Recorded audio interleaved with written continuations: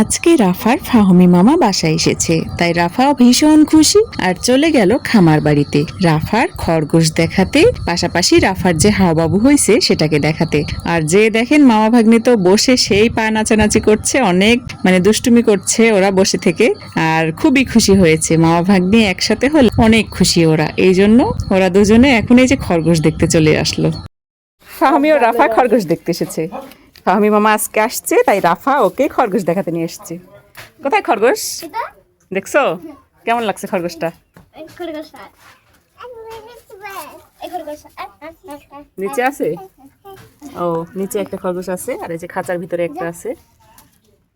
খাঁচা মানে এটা ওদের ঘর, ওরা যখন ইচ্ছে ওখানে থাকতে পারে, আবার যখন ইচ্ছে নিচে নামতে পারে।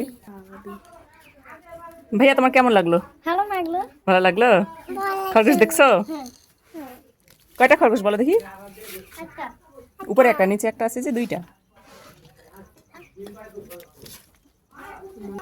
তো এই যে দেখতে পাচ্ছেন রাফা খরগোশগুলোকে ডাকছে আর পাতা খাওয়ানোর চেষ্টা করতেছে। ফাহমি, খরগোশগুলোর নাম জানো? কি বলো দেখি? কিং আর কুইন।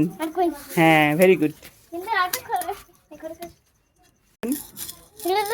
লাইক কমেন্ট শেয়ার করে দাও।